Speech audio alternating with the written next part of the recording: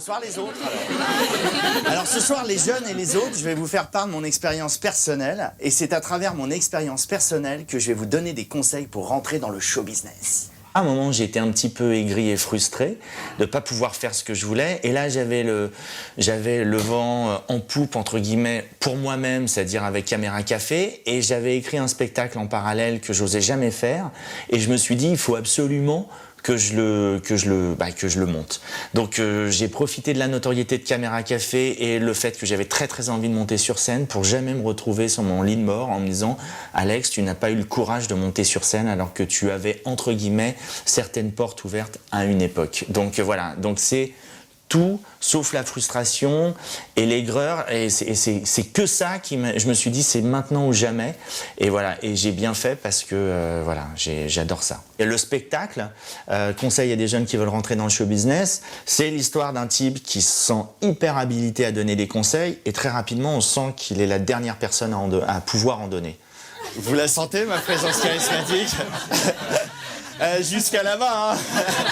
Et ben eux aussi, ils l'ont senti parce que je suis rentré dans la pièce, ils m'ont dit « Toi, tu vas jouer le rôle de Michel, l'éleveur de cochons. » Et donc j'ai tourné avec la grande Corinne Touzet. Alors j'ai pas eu le trac. Alors je me permets de préciser que le trac, dans le show business, c'est la même chose que dans la vraie vie, c'est liquide et ça sent fort. Oh, il y a des comédiens ce soir, hein, quand même. Hein. Je trouvais qu'il y avait à une époque, entre la Star Academy, Popstar, le Loft, la Nouvelle Star, je trouvais qu'il y avait plein de trucs on avait l'impression que le show business, on avait juste l'impression qu'il fallait être connu et que ça suffisait, et que voilà, et j'ai l'impression qu'aujourd'hui dans cette époque assez formatée, mais toutes les époques le sont par essence, c'est vrai qu'aujourd'hui, si t'as pas une femme blonde, si t'as pas une voiture allemande, si t'es pas connu, si t'as pas d'argent, t'es un vrai ringard.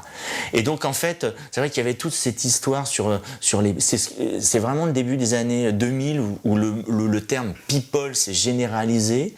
Et moi, je suis parti un peu de ce milieu qui fait peur, qui fait rêver, qui s'appelle le show business, qui est une entité que je connais complètement et à la fois qui est absolument... je sais pas ce que ça veut dire. Et donc voilà, je suis parti là-dessus et je me suis dit, ça me fait... Et puis il y avait aussi un truc qui est le coaching. Le coaching est le maître mot des années 2000 aussi, ça, le people. Et donc je me suis dit, ça me ferait marrer qu'un mec déboule sur scène et donne des conseils pour entrer dans le show business, et que très rapidement on s'aperçoive que ces conseils sont absolument inexploitables et qu'il faut absolument pas les suivre. Vous avez peur de mourir ? Non, pas spécialement. Je sens même que c'est la première fois de ma vie que je vais réussir un truc du premier coup, en fait. Vous pensez que le succès va vous changer ? Ah ben j'espère bien, moi, hein.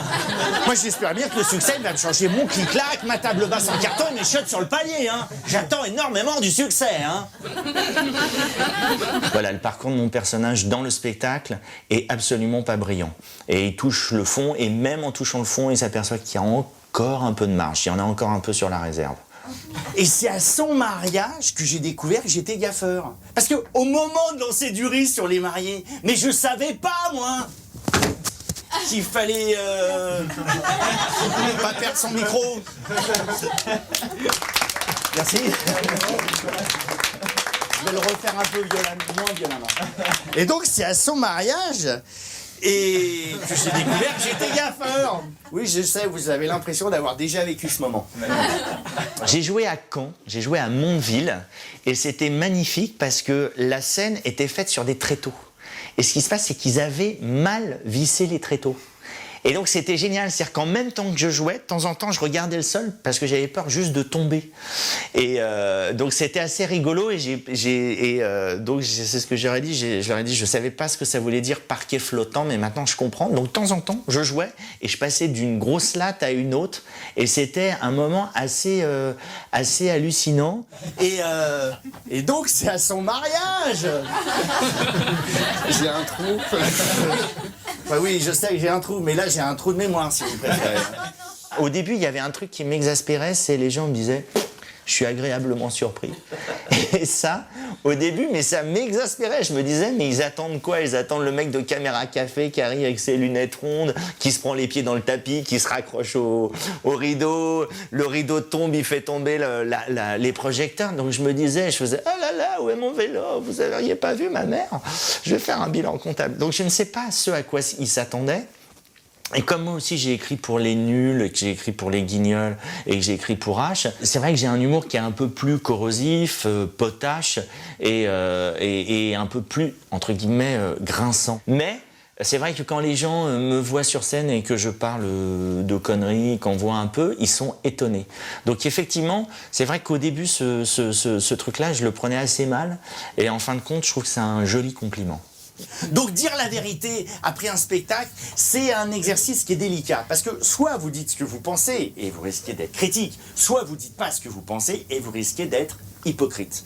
Donc si j'ai des amis dans la salle ce soir... Oui. Merci. Même si je sais que c'est pas vraiment vrai, ça me fait plaisir. Ou s'il y a quelqu'un qui veut me dire quelque chose après la fin du spectacle, il vient vers moi et il me dit « C'était très simple ».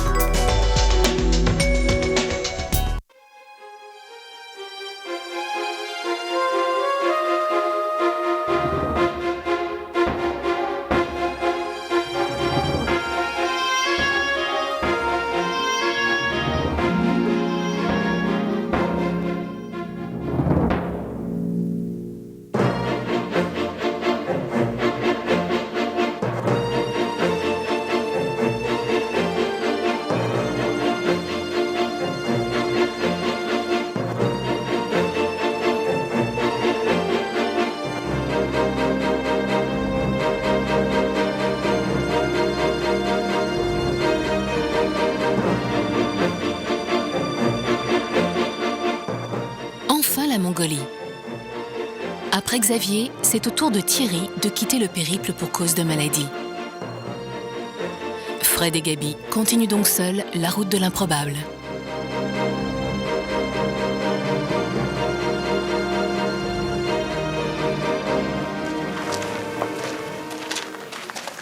J'ai compris qu'il y avait des Américains dans le village. Ah d'accord. Voilà, oui, c'est pas simple. Et il m'a expliqué que, en fait, dans les pistes, il fallait aller vite pour passer, pour pas être secoué, quoi. Ça va. Ouais. Vraiment beau ça.